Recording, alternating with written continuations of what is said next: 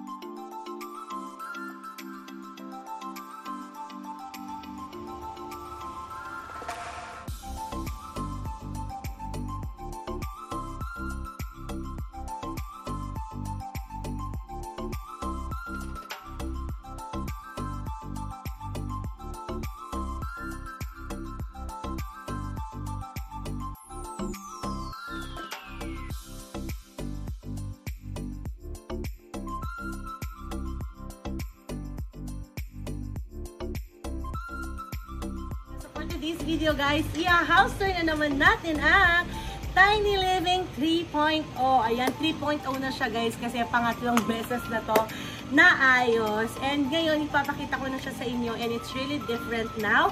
And hindi na ako magtatagal. This Tiny Living is only 80 square meters kasama yung lot area niya and yung floor area is 27 square meters. So, silipin natin kung ano nga ba ang meron dito sa loob ng Tiny Living. Yes! Let's go! So, first we have our key box. Ito yung sa ating mga guests. So, hindi na namin sila minimit dito, kundi iwan na lang namin yung susi dito para sila na mismo ang kukuha ng susi sa key box.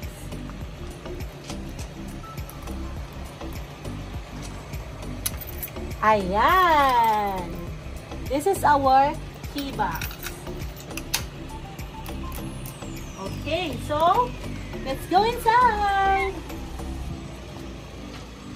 Yes! Welcome to Tiny Living! So, first we have here our living area. We have carpet, we have accent wall here, and yung couch and pillows, and of course, yung ating side table. And also, we have fake plants here para at least kahit paano may accent tayo dito. Yung ating chandelier is from Shopee. Yes, and this drop light, pin light is from Shopee also, guys. And yung mga curtains natin is also from Shopee. Ayan. And ito yung ating table from Unita. Ayan, maglagay din tayo dito ng kanilang coffee, creamer, and sugar. Ayan, so this is our dining area. So, kung ayaw naman nilang gumamit ng dining area, pwede din naman nila itong gawing office table. Pwede siyang ma-fold. Ayan, so nagiging minimalist na table. And of course, our accent area, yung ating chair, and this one na DIY lang natin. Ito lang is yung box na wood crate. And naglagay lang tayo ng mga accent dyan. And of course, dito naman sa ating kitchen area is we have here yung ating tawag dito, shelves. And yung ating, syempre meron tayong fan. Kahit na naka-air condition tayo dito, may fan pa rin para kasi sobrang init ngayon guys. And FYI, we are number 1 or number 2 sa hottest place in the Philippines, which is yung Cagayan Valley, Tuguegarao. Ayan, so umaabot kami ng 48, 49 degrees dito sa Tuguegarao. 47, 48. Ayan, so we have here yung projector, which they can set up kapag nasa labas or nandito sa kwarto. And yung ating mini refrigerator, ayan. So, and this one, yung ating oven, and yung ating sink, yung induction cooker, and the water. We provide water for the guest. And syempre, yung ating cabinet. So, ayan yung mga laman niya. We have air fryer, rice cooker, water heater, then yung mga, alam mo na, basta lahat ng mga utensils na needs nila, guys. And of course, meron din tayong medicine kit dito, and yung mirror. And we have here our, yan, ang ating tiny na restroom. We have heater, shower, yung bidet, of course, this is very important. Yung ating yan, lahat. And syempre this one. So we provide hand soap, yan, and yung tissue and towel. Ayan. So this is our mini restroom. Let's go! And right here, guys, is our bedroom. Actually, naka-open na siya dati kasi nag-set up tayo dito for group. Kasi may mag-check-in mamaya, mga 2 o'clock. Actually, 2 o'clock na. So, parating na yung guests natin. 7 sila. So, nag-set up tayo dito.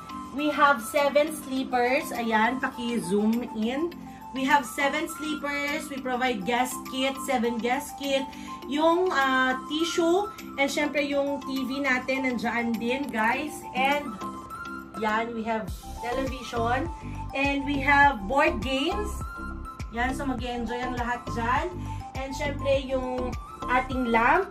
And this extra bed. And also, we also have extra bed here. Ayan, na pwedeng i-set up doon. Just in case nasisikipan sila dito. So, dito rin yung ating cabinet for our linens. Ayan, so syempre meron din tayong air condition. And, ayan, mga little and mini decorations. So guys, let's go to the exciting part. Itong part na to ang pinaka magandang part sa buong tiny house na to. So, let's go!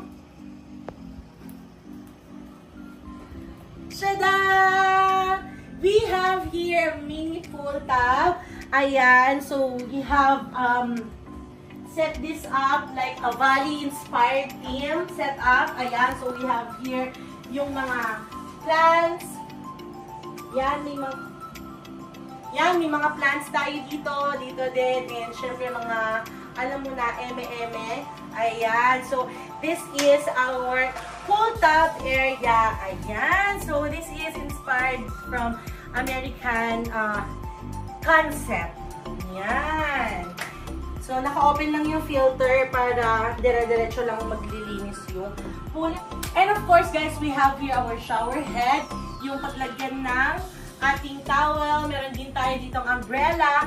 And, syempre, yung table and chairs. And, extra chair and table. Here, pag kailangan nila, meron din tayong griller. And, syempre, yung trash, garbage area.